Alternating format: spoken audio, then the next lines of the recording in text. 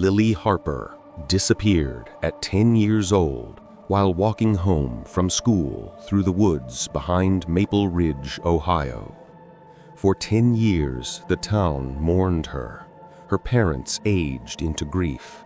Her brother Max grew up with an empty space where his sister should have been. Then, on a cold October night, someone knocked on the Harper family's front door. Lily stood on the porch, soaked and shivering, looking 19 years old. She had her mother's brown eyes, her father's stubborn chin, and the same crescent-shaped birthmark on her wrist. The DNA test came back, 99.98% match. She was undeniably Lily Harper. But something was profoundly, impossibly wrong. At first, the wrongness was subtle. Lily didn't remember her childhood best friend's name, though she'd been inseparable from that girl. She called the family dog by a name it had never had, a dog that had died 5 years before she vanished. When their elderly neighbor, Mrs. Chen, reminisced about Lily playing in her sprinkler as a child, Lily agreed enthusiastically, but Max knew they'd never been allowed in that yard because of the dog. "You used to yell, 'landmines,' every time we walked past," Max said to her later. Lily looked confused. "Did I? I don't remember that." She moved through the house like someone following a script, each gesture considered and deliberate. She never cried, never laughed naturally, never initiated conversations. She ate mechanically, pushing food around her plate, and she never seemed to sleep, though Max would sometimes find her lying perfectly still in bed, eyes open, staring at the ceiling for hours. One night, Max found an old home video from Lily's 10th birthday party, recorded 2 weeks before she disappeared. He was watching it when he noticed something impossible. In the kitchen doorway, visible for just one frame, stood a girl who looked exactly like the 19-year-old Lily, watching the party with a hollow, longing expression. He confronted her immediately. "That's impossible," he said, holding up the DVD case. "You're in this video from 9 years before you came home." Lily stared at the case for a long moment. When she finally looked up, something flickered in her eyes. Panic, maybe, or recognition. "I was between," she said, quietly. "When he took me to that place, I wasn't all there. I was caught between times, between places. The camera caught it, but I wasn't really present, Max. I was just a shadow, a glitch in the frame." "What place?" Max demanded. "Where were you?" "Somewhere that isn't quite here. A basement, or a hallway, or both. The rooms connected wrong. Time moved differently. He kept us there, me and others. He taught us how to be human, how to walk, talk, remember things." Her voice became mechanical, robotic. "I was a good student, better than the others." "Who is he?" Max pressed. "Who kept you?" "I only ever called him Sir. When I asked his name, he said names were for people, and I shouldn't get attached to the idea of being one." Max stepped back, chilled. "Then you're not really Lily." "No," she said, simply. "But I am. I'm Lily who was trapped in that place. I'm Lily 10 years later all at once. I'm not the Lily who disappeared, but I'm still her." After that conversation, Max watched his sister carefully. He noticed that she never showered, yet never smelled, that her fingernails never grew, that she sometimes stood in the hallway at night for hours, perfectly motionless, staring at the closed doors to her parents' bedroom. When he asked what she was doing, she always gave the same answer: checking, making sure everyone's where they're supposed to be. 3 months after Lily came home, Max's mother found her standing in Lily's childhood bedroom in the dark, completely still, in the middle of the night. She was just standing there, in the dark, just standing. After that, nobody asked Lily questions anymore. They just lived with her presence like a held breath, a thing they all agreed not to examine too closely. Then one morning they woke to find her room empty and a note on the kitchen table in handwriting that was trying very hard to be Lily's, but wasn't. "I'm sorry. This was all the way I could come home."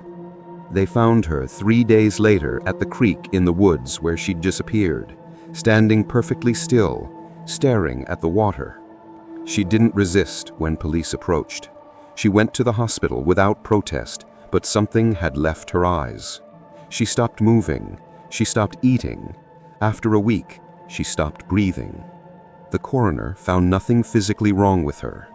At the funeral, Max's mother wept like she was grieving twice over, because she was. The Lily who disappeared 10 years ago was never coming home, and the thing that came in her place, the thing that tried so hard to be human, that almost succeeded, had finally remembered what it really was and gone back to wherever it came from. The woods behind Maple Ridge stayed quiet after that. Nobody cut through them anymore. And sometimes, late at night, Max would lie awake thinking he heard knocking on his door. And he'd wonder if there was still a door in those woods, waiting, if Lily had managed to open it, if one of the others had come through, if somewhere in that basement that existed in a place that shouldn't exist, another girl was desperately, finally, trying to find her way home.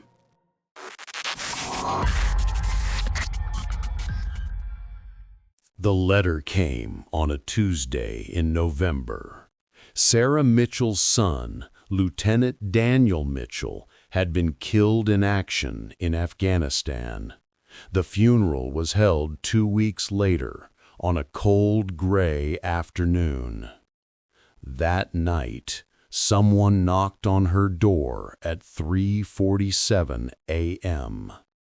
Daniel stood on the porch, soaking wet, in his torn army uniform. He looked exactly like he should. Same face, same eyes, same voice.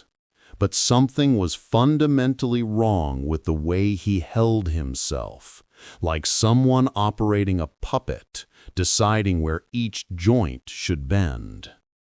"Hi, Mom," he said. "I'm sorry I'm late." Sarah pulled him inside and held him, unable to process the impossible thing standing in her hallway. He explained there had been a mistake in the casualty report. He wasn't in the convoy. He was somewhere else. Now he was home. She didn't believe him, but she wanted to. The next day, Sarah called Marcus Webb, Daniel's best friend since childhood. When Marcus arrived and saw Daniel standing in the hallway, he immediately backed toward the door. "That's not Danny," Marcus said, his voice shaking with absolute certainty. "I don't know what that thing is, but it's not my best friend. Look at it. Really look at it." Sarah did, and she saw that Marcus was right. Daniel's movements were too precise, too mechanical. His eyes looked past people, not at them. His breathing seemed like something he had to remember to do. "Don't let it sleep in your house," Marcus said before he left. "That thing is not Danny Mitchell." Over the next few days, Sarah noticed more wrongness. Daniel didn't eat, though he prepared food. He never slept, though he lay motionless in bed. He sometimes stood in doorways for hours, completely still, just watching. When asked where he'd been, his answers were vague and shifted each time he told the story. One night, she found him in his childhood bedroom, staring at old photographs. "These are nice," he said, not turning around. He had a good life. "Daniel, what are you?" Sarah asked, her voice barely a whisper. He turned to face her, and for a moment his expression was almost sad. "I was in a place after the blast, a place that wasn't quite a place. Something offered me a choice. I could come home, but it would cost me. The person who was Danny Mitchell would have to stay behind. Something else would take his place." "Why did you agree?" Sarah demanded. "Because he wanted me to," Daniel said simply. "My son wanted his mother to know he tried, that even in that place, even when everything was wrong, he thought of you." An Army investigator came to verify Daniel's identity. Everything checked out: DNA, fingerprints, military records. Officially, Lieutenant Mitchell was alive and accounted for. That night, Daniel packed a duffel bag. He told Sarah at midnight, standing at the front door in his uniform, "I'm leaving. He can feel it slipping.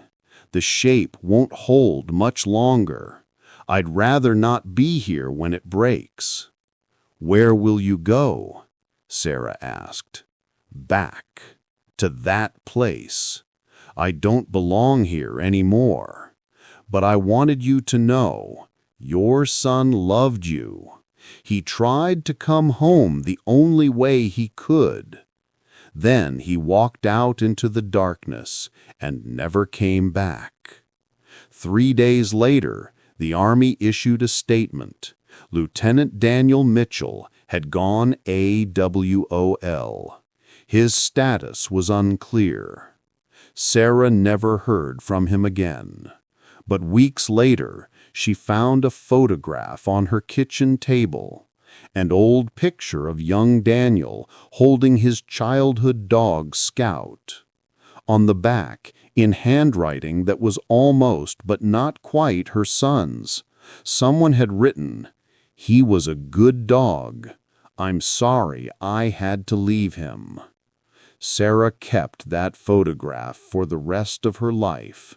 She never showed it to anyone, but sometimes, late at night, she would look at her son's young face and wonder what had come back wearing his skin, what had tried so hard to be him, and why it had cared enough to leave her proof that something of her son still existed somewhere in that place between places, still trying to find his way home.